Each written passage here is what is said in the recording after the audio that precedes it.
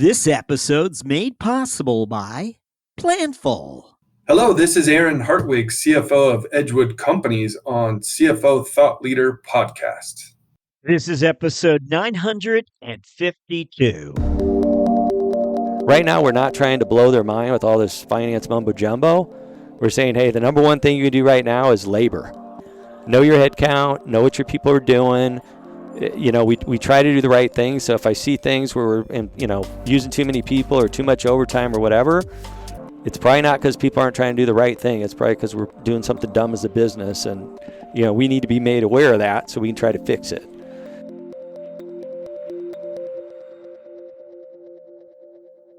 Hi, it's Jack. On today's show, we speak with Mark Lampe, CFO of the Monte Vista Farming Company. We caught up with Mark at NetSuite's Sweet World in Las Vegas. Right now, we're not trying to blow their mind with all this finance mumbo jumbo. We're saying, hey, the number one thing you can do right now is labor. Know your head count, know what your people are doing. We try to do the right thing. So if I see things where we're, using too many people or too much overtime or whatever, it's probably not because people aren't trying to do the right thing. It's probably because we're doing something dumb as a business. And, we need to be made aware of that so we can try to fix it.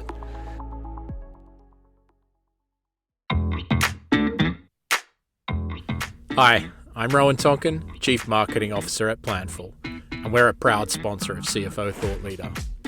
At Planful, we're empowering teams just like yours to drive peak financial performance in every corner of your business. What sets Planful apart? We have purpose-built applications for every department, from FP&A to accounting, marketing to HR, all with built-in financial intelligence. This means we can get you up and running within weeks, and it requires minimal IT involvement.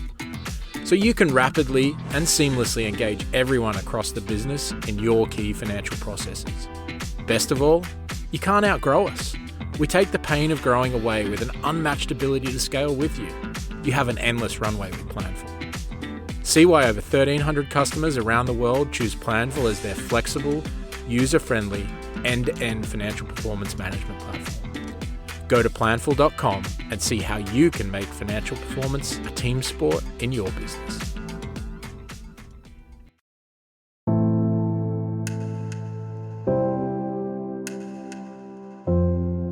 Hello, we're speaking with Mark Lampe, CFO of Monte Vista Farming. Mark, welcome. Thanks, Jack. So, Mark, as always, we're going to ask you to look back. Okay. And we're always asking finance leaders to try and identify the experiences where they feel they got the preparation, they got the skill sets they needed to advance down the CFO path and really help shape their leadership. What comes to mind? I think I started out in the right spot. I started my career at Deloitte in Omaha, Nebraska. I was part of the audit practice for 4 busy seasons. Before I got out of public accounting, I said, heck, I might as well try tax a little bit. So I did about a half year of tax before I said public accounting's not for me for the rest of my life or the rest of my career. But I felt like Deloitte in Omaha was a great group of people, a great place to learn. I had a variety of clients. I had one city I audited, small city. I grew up in Omaha, Nebraska, Norfolk, Nebraska. I was smart enough to get myself on, we actually did the audit of the Virgin Island Telephone Company, if you can believe that. And the audit was in the middle of winter. So, how the heck I managed that, I'm pretty proud of myself for getting on that audit. But then I also audited a large Fortune 500 public company, Conagra Brands.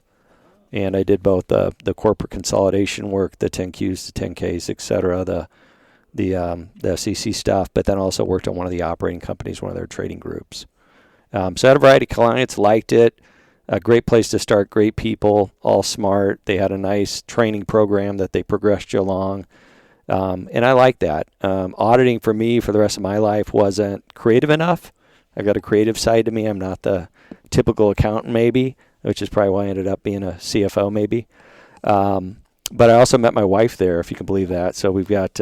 she was at Deloitte. She was Deloitte too. We didn't start dating. We dated later, and I'll get to that later in my career story. But so 2 auditors, and that's where we met, and that's where I started learning about business. And one of the neat things I think about being an audit is you got to see a lot of different types of businesses and different industries. And so you saw a lot of things that were similar, and you saw a lot of things that were a little different. And there's, I'd say, more similarities than differences. And you had businesses that were doing really, really well, which was honestly the exception. You had some businesses doing okay, and you had some businesses struggling. And you saw some of the trends and things of what led to a business that was struggling, if it was industry or company specific, and vice versa, those that were thriving, and then most of them were kind of in the middle. So that was a great training ground, great place to be. Like I mentioned, for me, not creative enough for the rest of my life, so I went from there to PricewaterhouseCoopers Consulting. They were looking for Big 4 auditors, Big 6 auditors back then, and we were getting ready to save the world from Y2K. And so I joined up with them in their Dallas practice. So I moved down to Dallas and got trained actually in Oracle Financials. So they trained us first a month on change management, which I thought was great. We did process improvement training for a month, and then we did the technology. I did Oracle Financial ERP training for a month after that. So they trained me for 3 months straight. Amazing, right? And the thing I remember, and I still remember today, is they told me first, you got to have the right people. Then you got to have good processes, or you got to be willing to, go away from your bad processes. And then you apply the technology last, because otherwise you're going to throw a lot of money at technology. And a lot of people are going to be frustrated that the technology alone didn't solve the business problem. It didn't enable growth. So I always try to keep those in mind. But if you don't have the technology, you'll never get to that nth degree of process improvement. So that was a great training ground. My first client I worked on was American Airlines. We successfully helped not have any planes drop out of the sky. So I feel like I did my little small part there of what, honestly, people were really worried about back then. Yep. They didn't know. They were scared.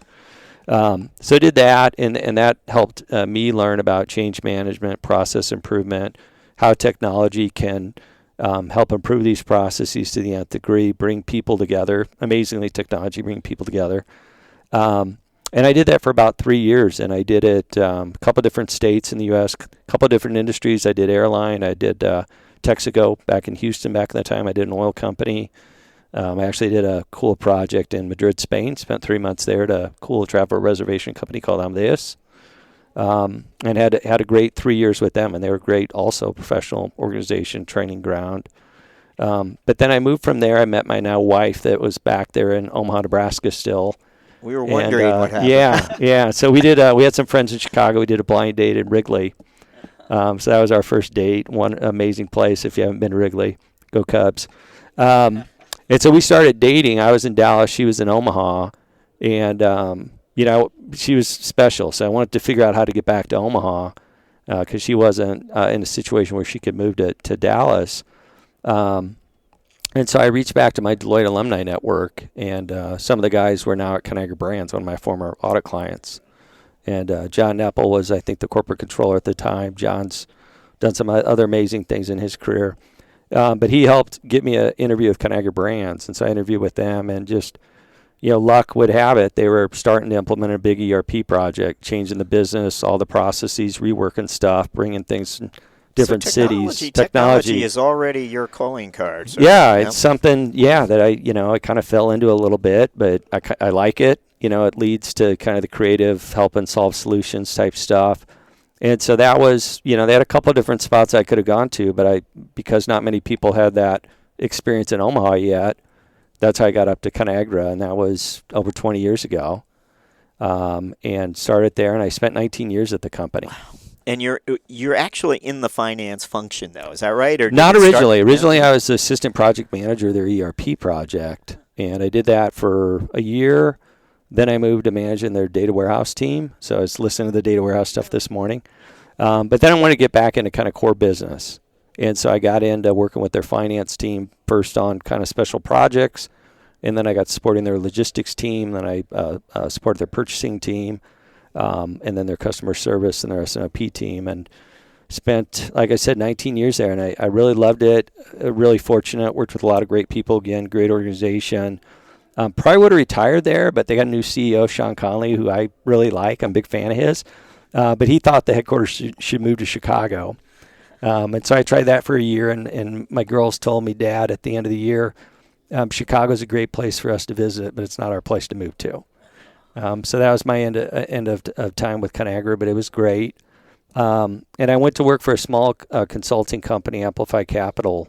Kevin Griffiths, the founder of that company, CEO. And I got to work again with some smaller mid-sized companies looking to grow, and kind of went back to my time in consulting and audit where I had that variety of different businesses. And that was neat because we were trying to bring some of the strategy of a McKinsey down to smaller companies, the process improvement of the Deloittes and the PwCs down to these smaller, medium-sized companies. And we weren't doing tech for them, but the team had a little background so we could advise. We had some with QuickBooks and Sage, and I don't think I had a NetSuite. I think I was first starting to get my first NetSuite client. And so I worked for them, and one of the companies that they had as a client is an amazing, a great little company in central Nebraska called Pacha Soap, Pacha. And they make some of the best bar soap in the industry. You can get it at Whole Foods. It's amazing. The fragrance is amazing. Andrew's a great founder.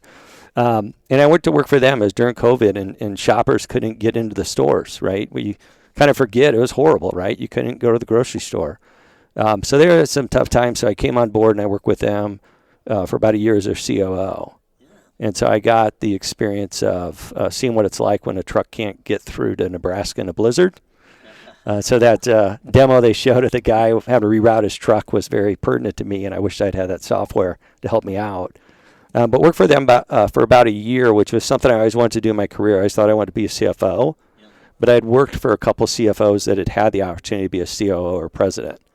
And they, too, went back to being a CFO like I have, but they never regret it, and they thought they were better CFOs because they spent time in the seat of the guy that they otherwise were helping and critiquing and co-piloting. We always hear that. But they got the experience of being the guy dealing with the trucks that couldn't get out of the plant or into the plant.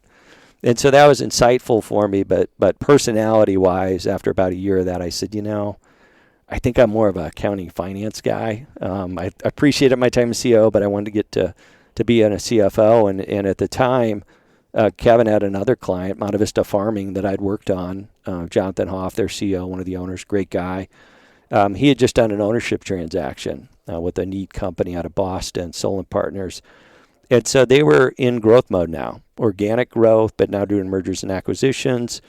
They had been a farmer-owned business, close the books once a year for tax purposes, no financial forecast. They had a kind of a plan for a year.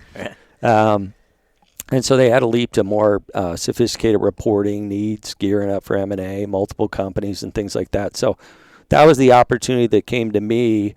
And my only thing with Jonathan, who I love, and Kevin helped broker the deal, was I got three girls. One's out of college. She actually works for Deloitte in tax out of Denver, if you can believe it.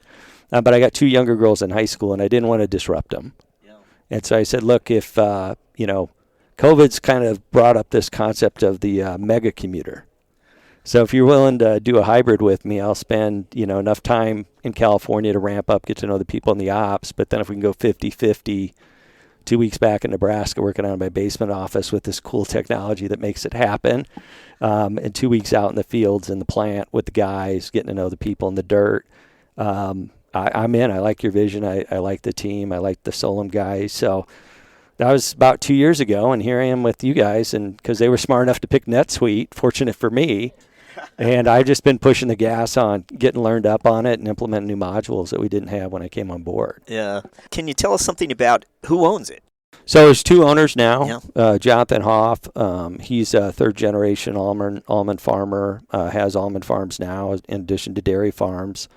So he's an owner, and then this transaction that happened back in August 2021, the other owners are a neat company called Solon Partners. They were spun out of the Harvard Endowment Fund Management Group. They're their own fund now, and so they can have investors besides Harvard, commercial insurance companies, pension funds, et cetera. But they basically invest around the world in food and ag, which is one of my favorite things. I love food. I'm a foodie. I like to get good food for people. I like the industry, so it's a good fit for me. Well, let me just come out and ask you about Monte Vista Farming then. What sets them apart? What are they up to? So, we're an innovative quality huller processor and sheller. And so what that is if you're not familiar with the almond industry, the almonds, first off, 80% of almonds in the world are grown in California. The next countries right after that, drop off pretty significantly, but there's Spain and Portugal. Then you get Iran, Turkey, and then Australia. So all the almonds you eat, the great, wonderful, healthy almonds, they're predominantly coming out of California. U.S. eats a lot of almonds, but most of them go outside the USA, a lot of them to Asia, Japan, China, India, as well as Western Europe and the Middle East. But what we do is when they come out of the fields, we don't actually have farms now, although we are actively looking for a couple good farms. But when they come out of the to be harvested, which is going on right now, it started in August, it goes to about December. The almonds come out of the trees, they're actually shaken, and the nuts fall down, and then they rake them into rows. The trees grow in rows, kind of like an apple orchard, and they're about the size of an apple tree. A machine picks them up, puts them in a truck, brings them to facilities like ours, and the whole is a little green rind. It almost looks like it's got a little peach fuzz around it, but it's green. So we take that off. That gets used for cattle feed, usually dairy farms in California. And we'll take the shell off because most of the product gets sold as a kernel, or we also call them a meat. Sometimes it's left in shell a little bit domestically, but a lot of that goes over to India. But that's what we do, and we'll market and sell that product all around the world in the USA to other food companies. We don't have currently our own brand. We're a B2B business, so we sell to high quality food companies around the world that turn into great bakery goods that you eat. Marzipan over in Europe. So kind of if you're familiar with that kind of sugary almond paste confectionery item. And then snack nuts too with seasoning and things like that. So we're about good almonds all around the world for people to eat. When you arrive, are you the first CFO? No, they had a previous CFO, but different kind. It was different kind of business, right? We were good farming business. Close the books once a year. Not a lot of the planning, forecasting, modeling of mergers and acquisitions. So you get to say, look, we're going to do this a little differently. A little differently, and now you're starting to move from one location to multiple locations. You're talking about how do you integrate these businesses you're going to buy. They're probably in different systems. We have some dreams maybe of doing almonds around the world. How are you going to do this? And obviously it starts with the people. You got to have the right people. So we've been assembling the team. We got good people. We've been assembling some more. Re-looking at our processes, right? Can we improve those? How are they hindering us? How could they be a competitive advantage?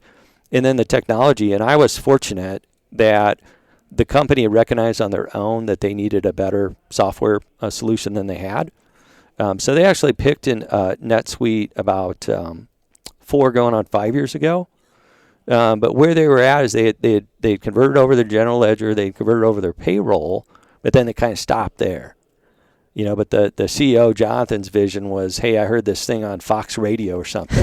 This thing's supposed to be everywhere with every function on my phone.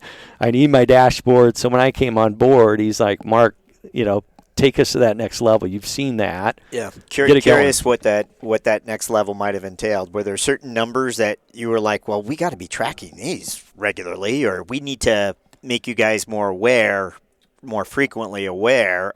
There were, but I'll be honest, I've always been surprised by, even like when I was at Conagra, food business has been around 100 years, Fortune 500. You move into some new function and they don't have this information. They don't, So I wasn't, naive to think that there wasn't some improvement needs, but, they really hadn't been, they didn't have a hard close each month. And they were farmers, so some of the books was cash basis versus accrual basis. And they didn't have hey, you got to close by X number of days. They didn't have a monthly, plan and forecast to do variance analysis against. They weren't able to take the dollars and convert them into, well, is it a rate issue? Is it a volume issue? Is it a mix issue? And so, step one was really putting a lot of that in place. They had some of the basics, but not all of it.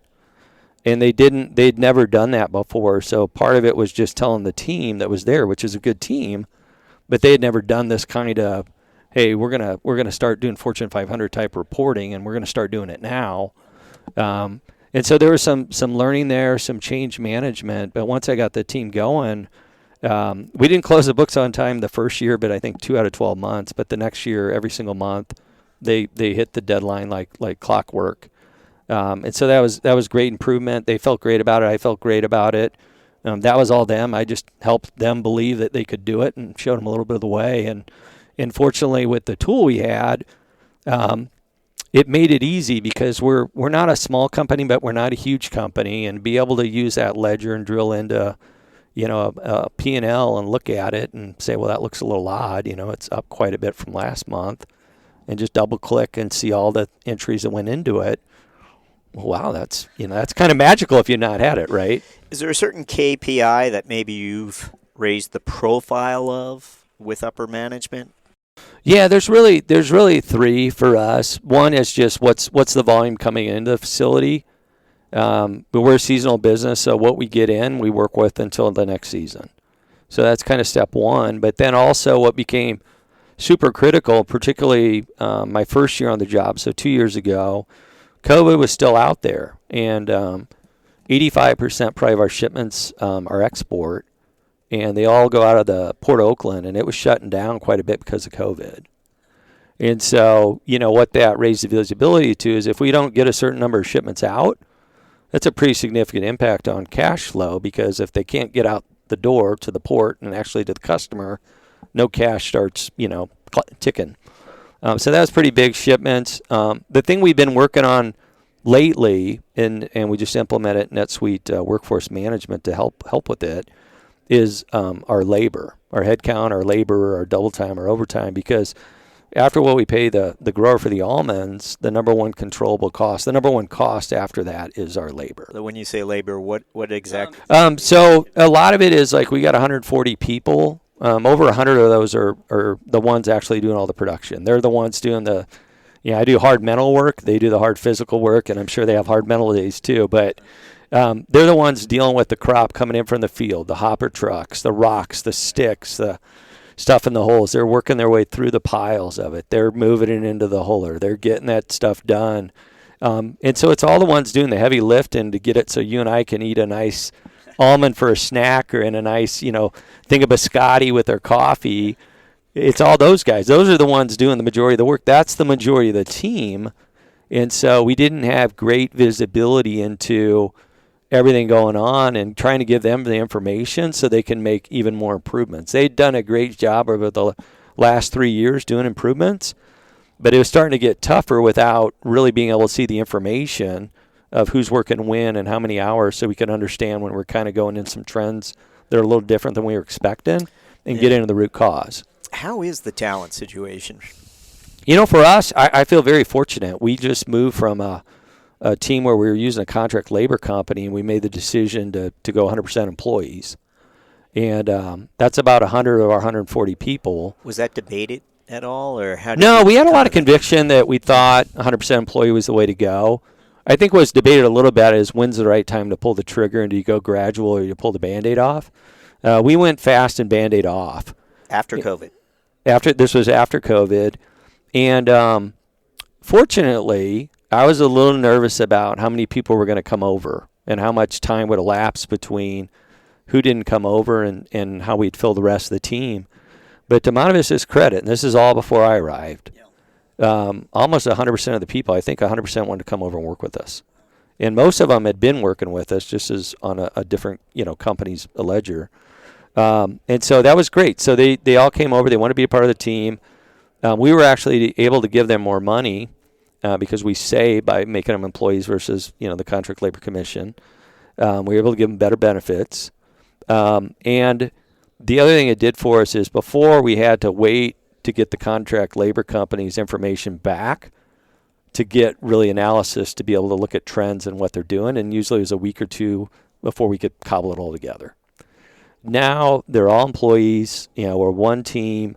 We've got NetSuite payroll. We got their HR. We've got their workforce management.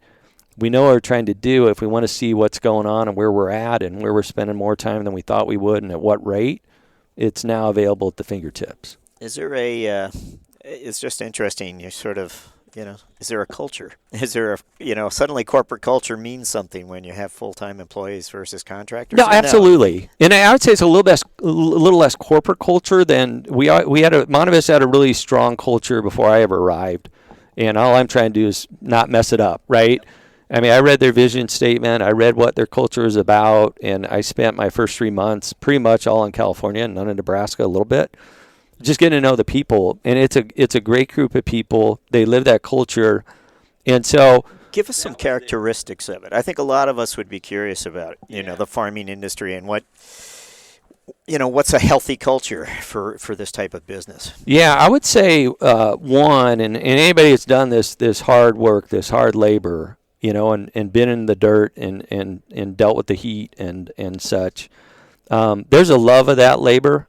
It's hard work, but they do it with a passion, and they want to see that continue, to the next generations. In a lot of cases, they're multi-generational doing this kind of work.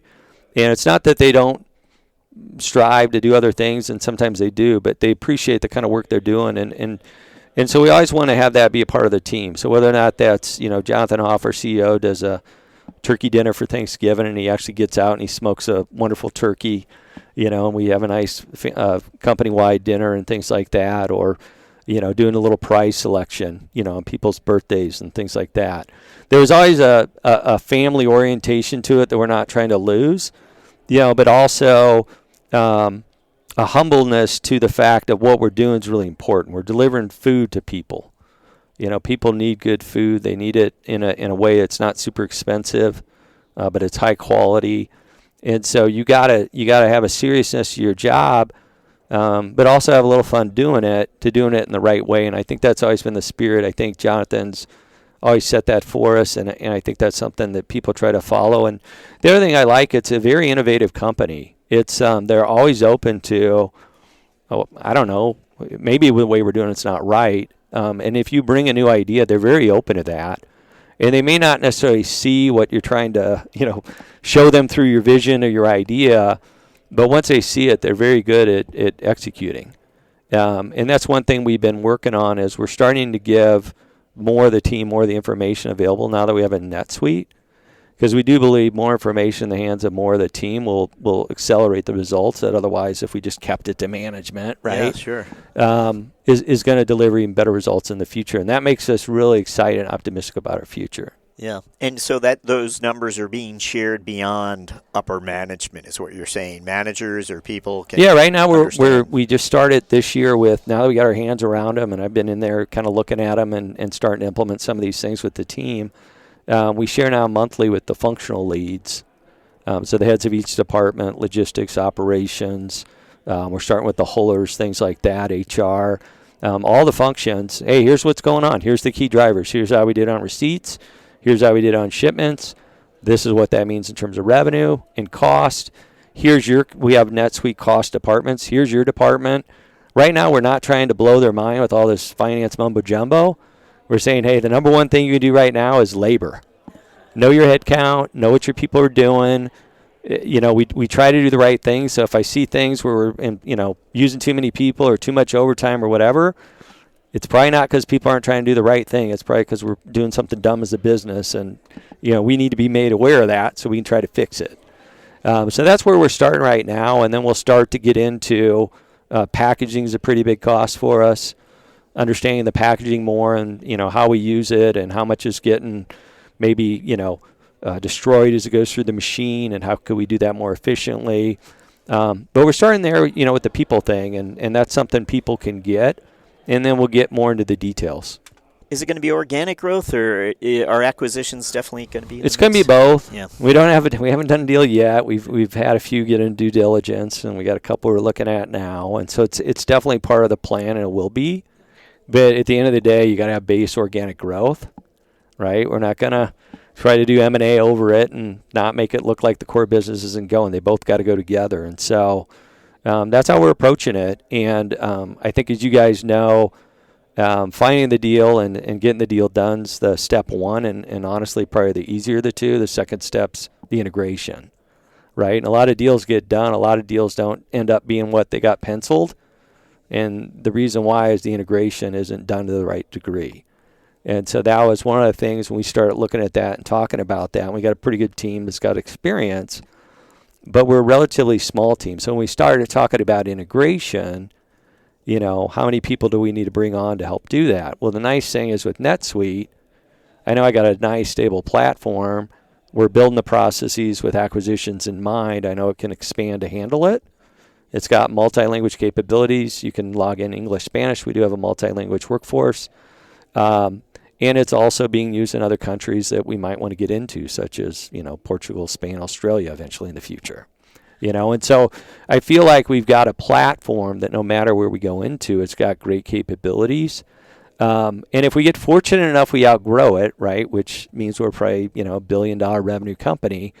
NetSuite has this other partner company, parent company, Oracle.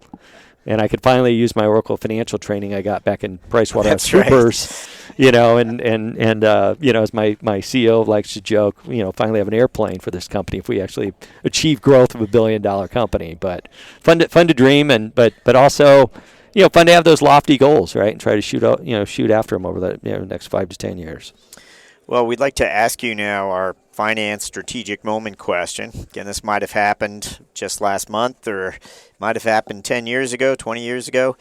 But we're just looking for a moment of insight that you experienced as a finance executive that you responded to, whether it was a risk, an opportunity, might have been career-related, don't know. What comes to mind when we ask for a finance strategic moment? Yeah, I think for me it was probably midway through my 19 years with Conagra Brands, and I guess that was probably, I don't know, not quite 20 years ago, but 15 or so. But it was we were experiencing the first big wave in inflation. So think about 2 years ago when we had the 40-year inflation.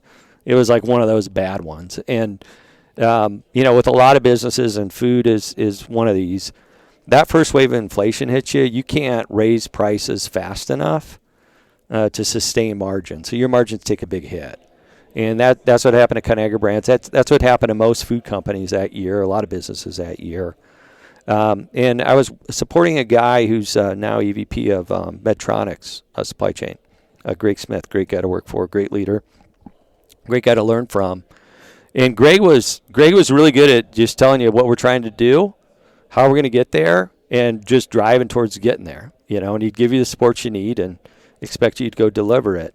And he was very successful. And we ran into this inflation, and we started running into some roadblocks. There were some things that we were missing on execution-wise. And Greg was the kind of guy that if you didn't execute, you probably weren't going to be around very long. But he was fair. And so he gave you what he needed. He was quite clear on what he expected. And as long as you were talking to him and delivering the results, it was great. And we were struggling. And the same group of guys that he had that had delivered a lot of results weren't delivering the results. And, Greg called us in the boardroom, me and a couple of my colleagues, ops side, and I was the finance support. And they were like, oh, boy, But Greg had these new glasses, these new eyeglasses. They're really cool. And Greg was in curious mode, because he was like, okay, guys, I know you know where we're trying to go. And I know you've delivered results for me before. And we've stumbled. And I'm trying to figure out why the heck we've been stumbling. And it's dawned on me I'm missing something. So I'm going to listen, and you guys tell me what I'm missing. And so what we articulated to him was that at the time we didn't have the ability to look at all of Conagra's literally thousands of SKUs and probably 80 different brands, and know for the inflation hitting the different raw materials, the different meats we bought, the vegetables, the packaging, how that was going to impact each brand to know how to price them, because we didn't have that connectivity and information. So my key moment there was, and it was unfortunately for me, Greg, and the rest of our team, was it wasn't that we had a bad team or people not trying to do the right thing. We were busting our butts, and we had a really good team. In fact, it was probably the most fun I've ever had in my career working with that team. But we didn't have the information we needed to be successful. And so Greg, to his credit, acknowledged that, and out of that they launched probably one of the largest systems projects Conagra's had to solve that information gap. And we spent many years working on it to create all that connectivity. And by doing that and providing that information, the company now is more able to deal with those super challenging times because they actually have the connectivity to the different inflation, fuels, the pork, the resins, or whatever impacting which brands and at what percent, to know how to price relative to the competitors in the market that made sense.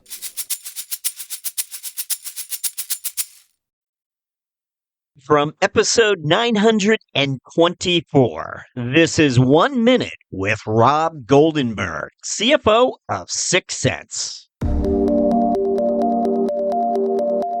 I take the total ideal customer profile, and then I hit another button. I call it the TAM Now button, right? Who's actually in market to buy a product like ours or has a pain point that our product addresses? And that gives me another list. Then I take both those lists and do what all CFOs do and just apply a dollar amount to each of the companies on that list. And now I have our TAM. And by the way, this goes over great when I'm talking to particularly a potential new investor, or if you think about a potential IPO in our future, a public market investor that maybe can't invest now but wants to be educated prior to a potential IPO. They always ask about your TAM, and I can say, here's my TAM, and by the way, this isn't some wishy-washy number. This is how we develop our product, what it's designed to do.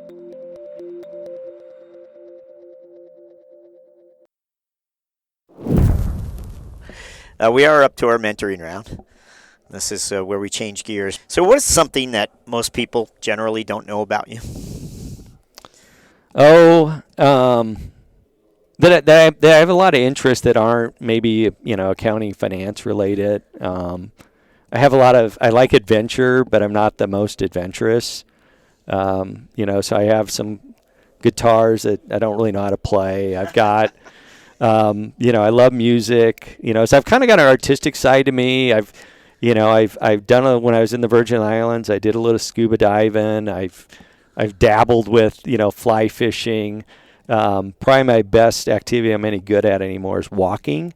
But I still think, adventure and those things excite me. I recently got a Ford Bronco that I took the top off of. So, besides kind of being the button-up accounting finance guy, I do like to have a little fun and do some things. And I really enjoy when the ops guys let me get out in the fields with them or out in the plant, and I just try not to break anything or stumble over too much stuff. I always like to know if there's a book or something that's influenced your thinking along the way.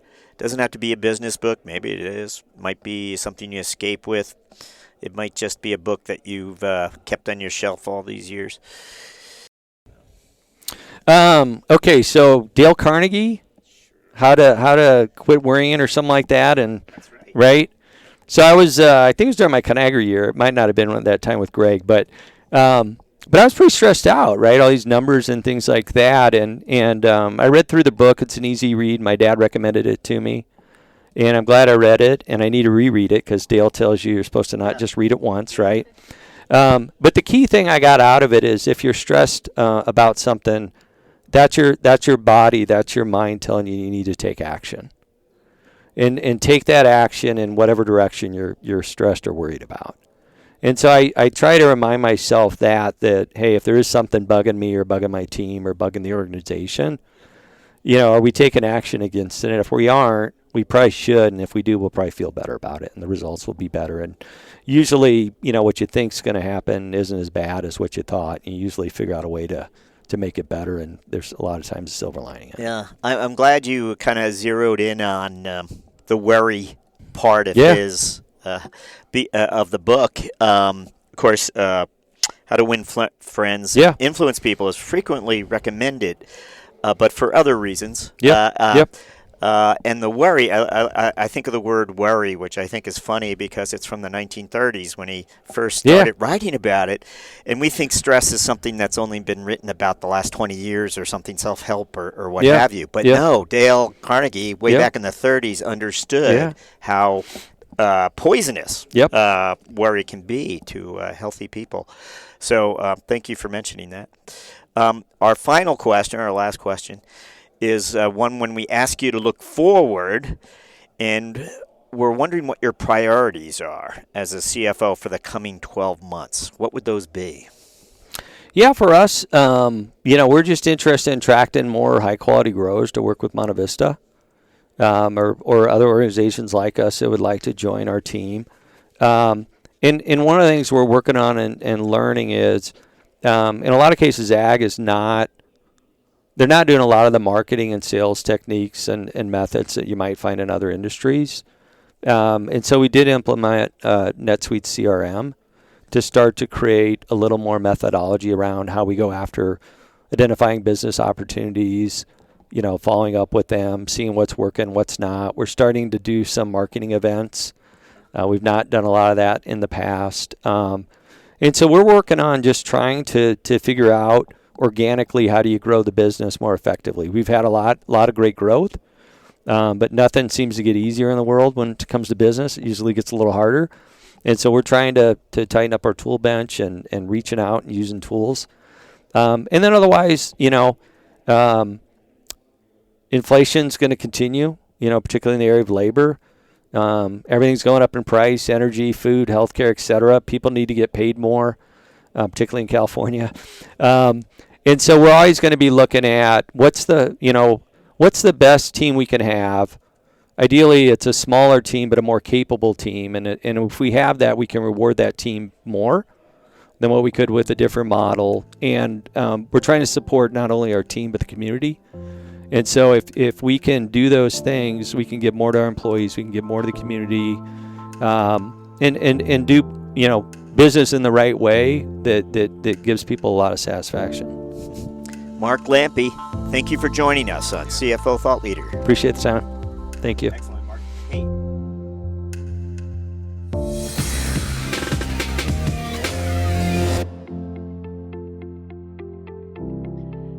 Hello, Thought Leader listeners.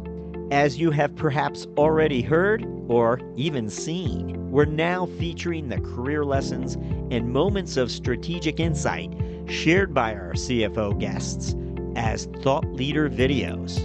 You can now find these videos on our blog at cfothoughtleader.com and, of course, our newsletters, but also on LinkedIn. If you haven't already, please go ahead and follow our CFO Thought Leader LinkedIn company page, and you'll be certain not to miss a single Thought Leader video debut.